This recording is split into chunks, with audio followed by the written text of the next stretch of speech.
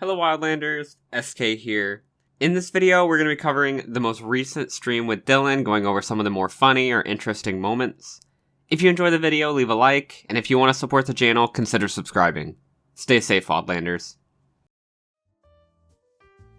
We spoke about this a little bit in the last one, but a lot of balancing stuff is not so bad. It'll be something, like even with Winter Sun, let's say, right? Just using... I don't know, I'm making this up, I have no idea if this is real.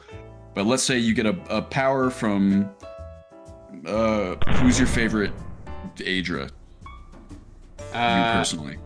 For me, probably Akatosh. Okay, so you get Akatosh, Time Lord.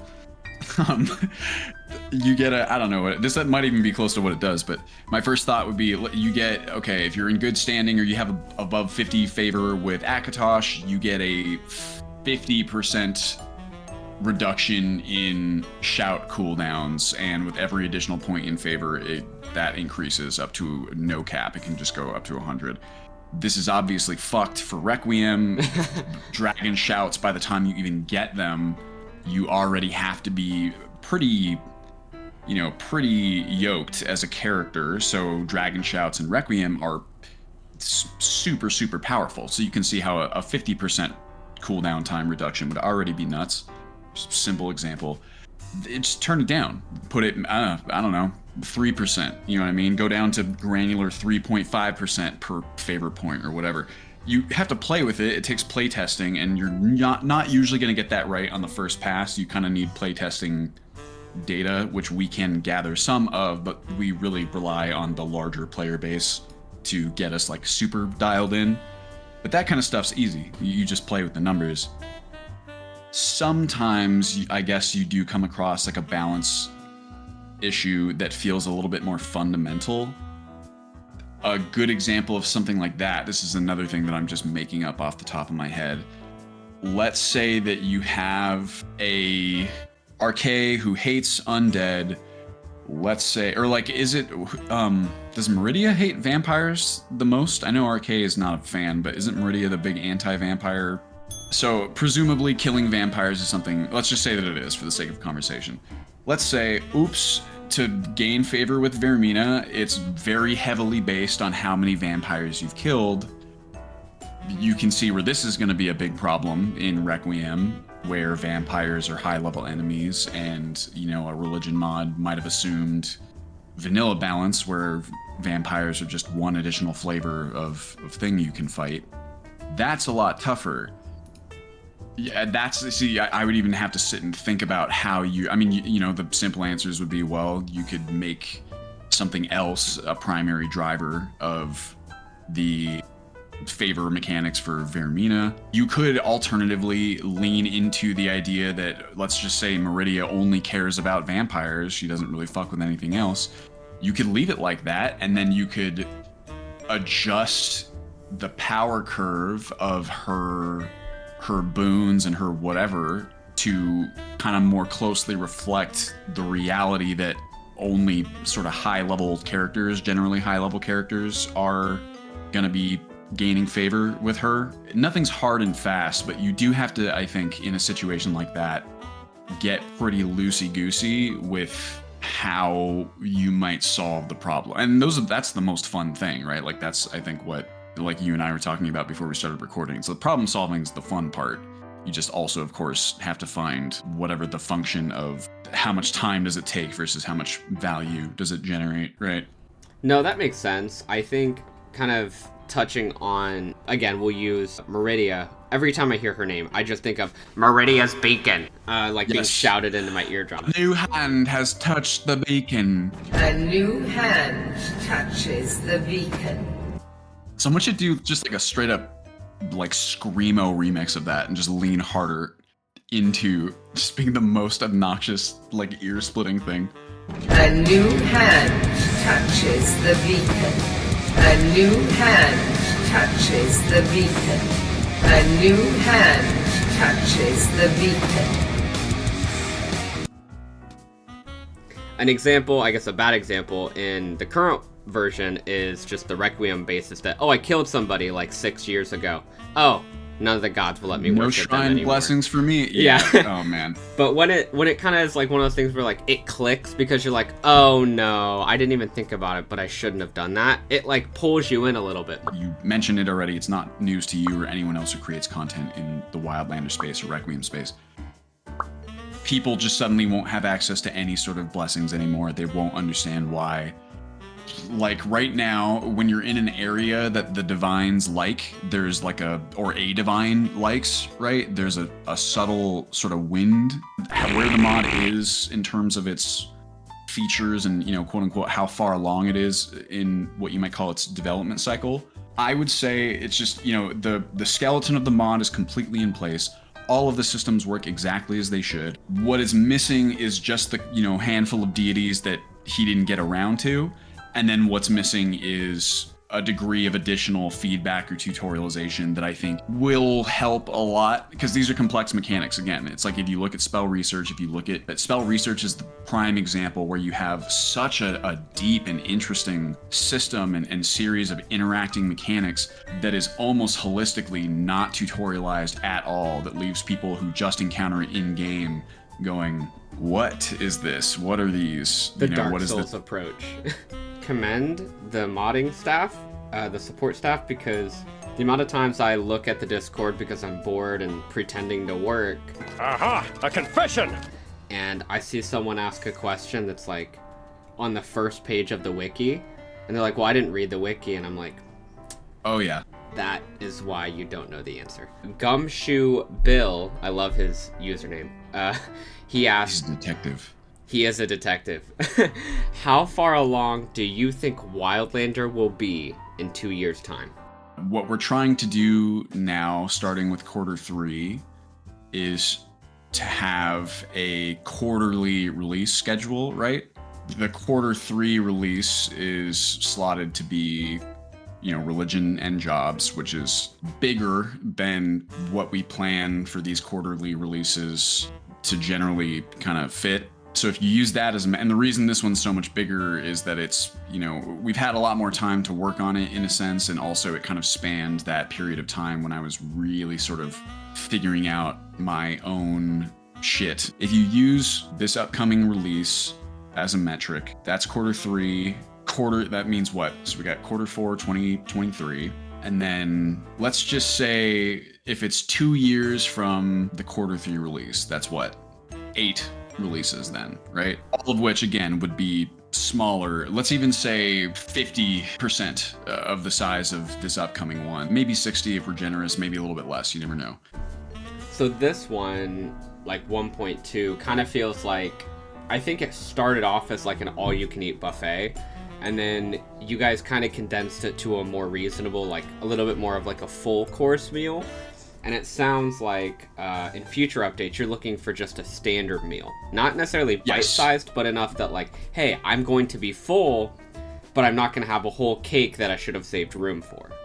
That is probably the most perfect analogy I've ever heard someone generate.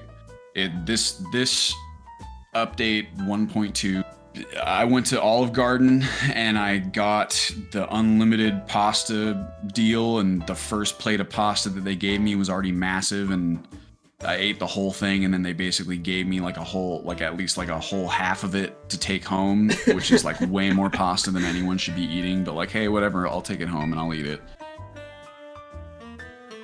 I think it does depend, like you said, a little bit on, new mods are made all the time. So potentially you could have a mod that solves a quote unquote problem that you were looking at in the future, and you're like, wow, I don't have to spend 10 times the amount of hours building out this whole system. I just gotta build out, round out the edges for a system already in place. Yeah, that also, by the way, happens all the time. It happened, the most recent example I can think of was, what's the acronym? The acronym is COX. Can I say that? Demonetized. Maybe. Yeah, demonetized. What is it? It's Parapet's. Anyway, Constructible Object Custom Keyword System. That custom keyword system, that's what it is. Circling back a little bit, KBZ, also a funny name. Hey! KBZ is a I'm well familiar. This is an old head. Will patron/super patron voting be reevaluated and return for the future? Yes, so that's what I was referring to with the, planning of the different quarterly releases.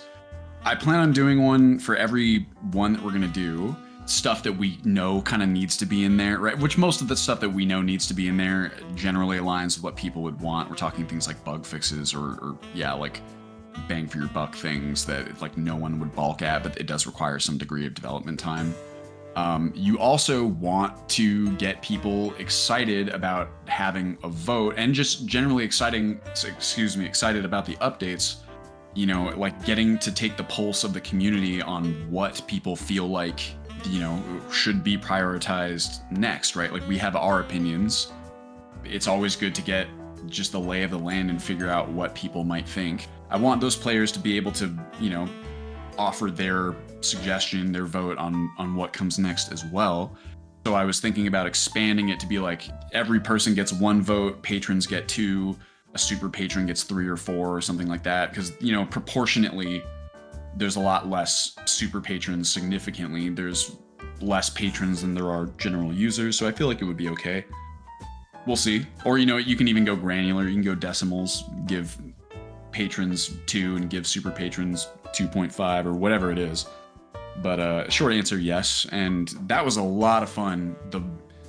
40 years ago, it feels like we got to do it last. So I'm excited to bring that back. What if I asked you right now, SK? I mean, I'm not giving you a series of options, so I guess any option is available. What would your dream next poll winner be? Oh, man.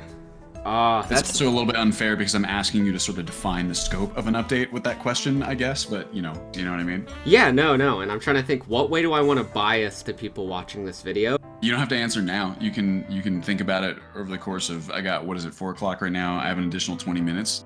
Or, I mean, it's your video. You can edit it in after the fact. Have me go, yes, that will be the next poll winner. Oh, like the Wildlanders canceled thing? That's I don't know. Yeah. That's my that's my most disliked video of all time, by the way. I want a little bit of a balance update. You and I already talked about this a little bit, but I think balancing the middle of the game and the end of the game a little bit more. Things such as adding new weapons and gear so that you're not always going back to the same legendary items. Now, if I just wanted to go buck wild and go, what is my dream? I would truly love a DylanbPerry certified druid edition. I would love to play. I'm such a big druid nerd. Every time I play D&D, I find ways to just make my DM hate me with being a druid. I would love to transform into different creatures. Well, thank you for answering. I'll think about it. I'll see what, because frankly, secretly, I would like to also play as a druid, so I'm just preemptively. There is something nice and unique about having boundaries and having to work within them. So as a player, even if I don't get everything I want, right? I don't get my cake and I get to eat it too, which is the worst analogy I've ever heard. I could talk about how that makes no sense. You know how it makes sense? I'm going to blow your mind right now. It's supposed to be the other way around. You can't eat your cake and have it too. The idea is that you can't, it's a physical object, at least this is how I understand it. It's a physical object that you can either have still or you can eat it, but once you've eaten it, it's gone, right? Oh, I see what you're saying. So you can have, okay, that makes sense. It's generally well, yeah, I mean, it is a weird expression for sure. With the having the cake and eat it too, I look at it and I go, I don't want to have the cake. I want to eat the cake. That is why I have the cake in the first place. Of eating it. Yeah. Yes, I feel like it's still kind of stupid then, too. It's like, what good is a cake that you have no intent of eating? Some of the stuff that community does, for me, I'm like, how did you even think of that? Like some guy, I think it was BartJones, if I remember correctly. And I'm sure that I'm just a noob, but he's like, yeah, if you hold a specific weapon and you're over encumbered, you just attack a certain way and you move so much faster. And that's how he got around for 20 minutes of travel. And I'm like, wonderful. You are hilarious. I learned so much because, again, boundaries make, to some extent, they make you creative. Sure. I do know you got to get going soon, so I'm going to jump into the next question. It's kind of like a double layer cake. I mean, question. With many things from Skyrim just kind of naturally buggy, where for you guys does further polish fit in as a priority? What things are fixable versus problems that, we just have to live with? And then the second part of that question is, after 1.2, I would like to see a QA pass before the addition of further mods. Does Dylan wish to do some house cleaning? If so, when and on what things in particular, if you have anything? Yeah, so I think I hope that the team's interest in polish has been evident for a long time. Personally, it's polish I would almost liken to accessibility when it comes to create. It's like when you have a game that feels good to play, when it doesn't break all the time, when, it's not constantly breaking your immersion with some janky weird shit that's happening. And again, like what sort of breaks immersion for one person might not be so bad for another and vice versa. But it's very important to me. It's why, I've taken so much time kind of building out the UI and just making all the, like, I guess it's hard to sort of demonstrate what polish exists underneath the hood because it's more the absence of something that is like the core KPI for it, right? Key performance indicator. It's the absence of bugs. It's the absence of things that sort of take you out of the experience. But it is very important for me, and I think for the team.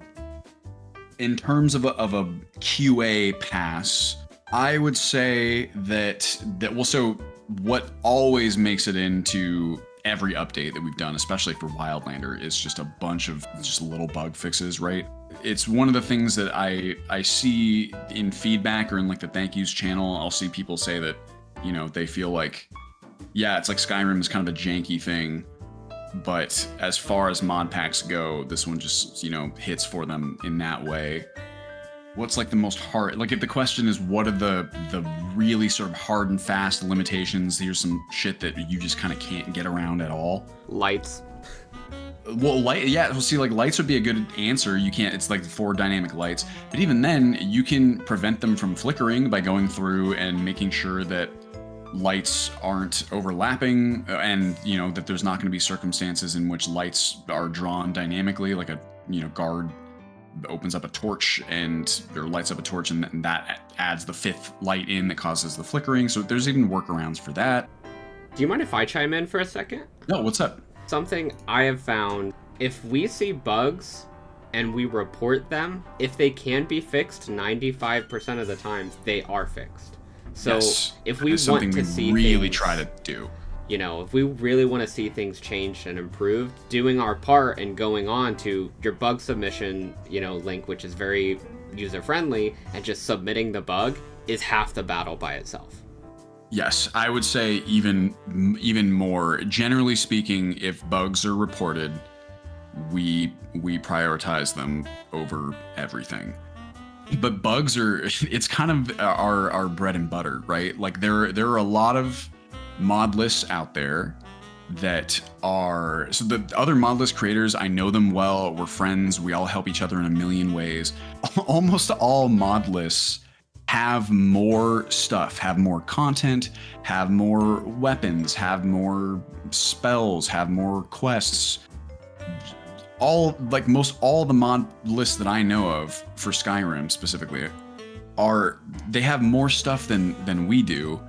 Our kind of unique value proposition and sort of focus has always been on presentation, game feel, consistency, polish. To the best of our ability, my ability, we want this thing to feel like, one, as close to vanilla in terms of polish as possible, but even better than that if we can, like even fixing vanilla bugs, like we fixed hella vanilla bugs just here and there.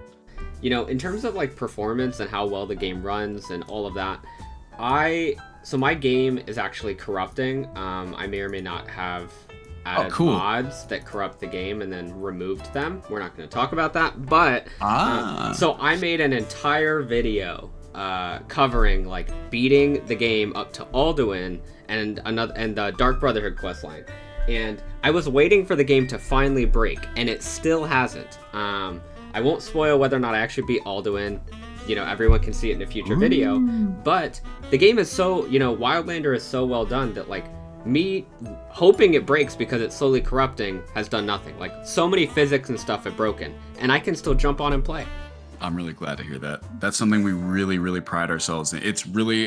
I'm telling you, it's been, again, hopefully it's evident, but stability, polish, kind of over everything, because that's just the target audience that we've always had, or that I've always had in my mind, is people who just, like, modders, people who exist in the community already. We have I think, higher threshold for the sort of stuff we're willing to put up with. A non-inspiring but very accurate slogan for your guys' motto should be less can be more. And I truly think that that's accurate with the Wildlander mod pack. You guys do not have nearly as much quote-unquote content as other mod packs, but the content you have feels so consistent and fully fledged out, and continues to be that way.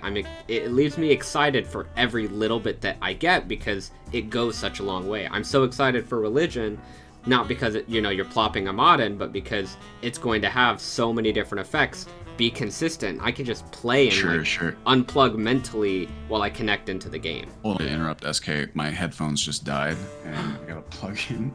Hold on, give me 2 seconds. No worries. Oh gosh. Oh no. What output? So funny enough for you guys, while he fixes that, I had a similar issue where my headphones didn't work and we had to redo it too. So even out. That one I cannot blame my computer at all. My thing screamed at me halfway through to charge my headphones, and Congratulations, you played yourself. Oops, I didn't. My last question for you would be, how do you handle misguided negative feedback other than sending Lizzie at them, which is probably the best offense and defense? Yeah, I can answer that one really fast. I got about 5 minutes here. It doesn't take very long to answer, I think. If we're talking really, it's like not even feedback, it's just abuse. Those are the areas where I, kind of step in and bring the hammer down. If we're talking... A good example would be, I don't know if you remember, there was a Reddit post saying how the mod pack was practically dead, they were pretty sure, and they quoted the roadmap, and... Yes. Yeah, that was an odd one. You could look at... I definitely replied to that. I remember the post that you're talking about. It was... That one, it was a little bit strange to me in the sense that, like, personally, I think that there's always a nicer way that you could say just about anything. And I generally am of the belief that sometimes I think you can tell when someone is kind of trying to phrase things in a way that maybe isn't as nice or as kind as they could. I've been doing it for long enough where that stuff just happens. There's really, I think the worst thing that you can do is, I guess, argue with them or get into some sort of flame war. Anytime I've ever felt compelled to, like, angrily reply to something, right? It's because, I was personalizing what someone was saying in some way, or I felt like, they had a point and I was upset about that or whatever. I think pragmatically, the first step is to, make sure if you're going to reply at all, that you are calm, you've taken whatever time you need to sort of step back and really process, like, what is it that a person's saying? Is someone being an asshole, but they actually are providing valuable feedback in some sense? Then you do what you can to not respond to the asshole part and take what the feedback is and note it wherever you have to note it. Let me bring up, what was that post? Let me see if I can find it, because I can't remember what I said, but it'll be, I can grade it. I can do a post hoc. I thought it was well worded. Oh, my reply to it? Yes, not frankly, his reply, it's like, but yours, yeah. Oh, gotcha. There's been maybe a better way, I'll just go to my profile, I'll look it up real fast. The title, Wildlander, Abandoned? Okay, yeah, so it's like it talks about the roadmap. It says, This is what Ultimate Skyrim was sacrificed for. Someone correct me if my disgust is misguided. So that's a pretty intense reply. It's interesting, right? Because I guess it implies that, well, if you liked Ultimate Skyrim. Now, okay, so I replied to that part specifically, and I said, the reply in general was like, hey, the project's still very much in development. I had slowed for a while to pursue sort of, this alternative stuff that I had to. I talked a little bit. Honestly, I'm looking at my reply here. It's fine. It's even this, I don't know I said anything that needed to be said or wasn't sort of obvious. Excepting this part at the end where they were like, does the roadmap contain art from the D&D Wizards of the Coast? Like, do they know about this? That was like, is this dude being like, I'm going to tell Wizards of the Coast that the roadmap uses their art? That one I feel like you should maybe leave a reply to and be like, okay, just so you know, like any of this art can be used under their content usage guidelines, just so people know that, or even then, I don't know, let them report it and then spend their own time. But I said, I would say that when I quoted the part where they said, someone correct me if my disgust is misguided, that definitely hurt my feelings. We worry about sort of producing a good thing, producing it on a timely rate, whatever. But I understand people get frustrated. I said here, I'd say any amount of disgust levied at a free project you don't contribute to could be misguided, but you may disagree. Whatever, dude. Like, this is not a horrible reply, but I would rate this one. As far as my replies go, this is a C at best, maybe C-. Okay. C+ because that snark was a little bit funny. But it's like, why bother? You know what I mean? Like, how long did it take me? This took at least, I promise you, like 5 minutes to reply. It's a pretty sizable one. I could have spent that 5 minutes doing any other thing. Like, it's okay, but it's not great. So in this particular example, I would say, try to follow advice that I don't feel like I perfectly followed here. And that's another part too, is like, I guess sometimes you just can't help it.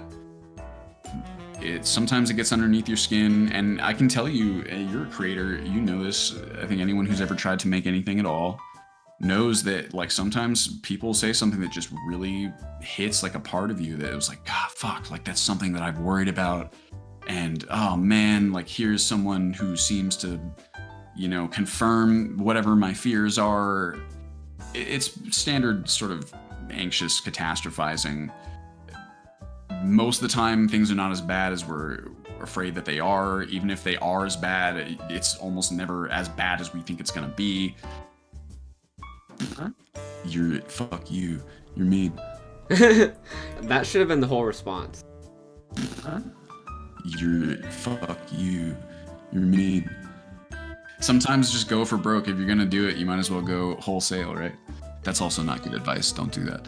I think, and again, I know you do gotta run, so I'll wrap up my overly analytical side as well. But I think something that you have and the team has going for you is, like, I'm looking through the comments, and literally everyone kind of has something to say about his response. So that tells me two things. That's probably true too. Sorry, go ahead. Oh, no worries. Yeah, no, it tells me two things. One, that there was a lot about his post that left a sour taste in other people's mouth. Dare we say, disgusted us. But beyond that, that also tells me that you guys have done such a good job that the people around you have enough faith and appreciation for all the work you've done that they're willing to kind of come to your aid, so to speak, and provide some clarity. I think you're right on the money. I'm reading through the other comments that are here. It's extremely sweet. I think I'm a firm believer that, I do think that communities tend to sort of take the shape of the people who build them and maintain them, right? It's why I try really hard to not be a dick or to be like professional, or, even if someone's upset but passionate and they're upset about the experience, but they're not insulting anyone personally or whatever, there is a line being crossed, I think, when someone's like denigrating the work or the person or whatever. And half threatening you over the Wizards of the Coast stuff. Half threatened, like this little subtweet. It's like, what the hell is this? That was like legitimately funny. going back and looking at this, but I think you're right. It's like you go through and you see all these comments. It just goes to show you that like anything that you were going to say, probably someone else is going to say already. It comes down to maybe sort of valuing even your own time, or just sort of, it's what's the old expression where like you can get 10 lovely comments and then the one negative one you get sticks with you. I set myself way over my time limit, but it's worth it. Obviously, I've kept you longer than anticipated. I do appreciate you. On me, as always. I do appreciate you hopping on and doing an interview. I have a blast with these every time. Before we wrap up, was there anything else you wanted to add? Nope, I think I've added just about enough. Awesome. Well, you have a great rest of your day, Dylan. You too, SK. We'll do it again sometime. For sure. Stay safe, Wildlanders.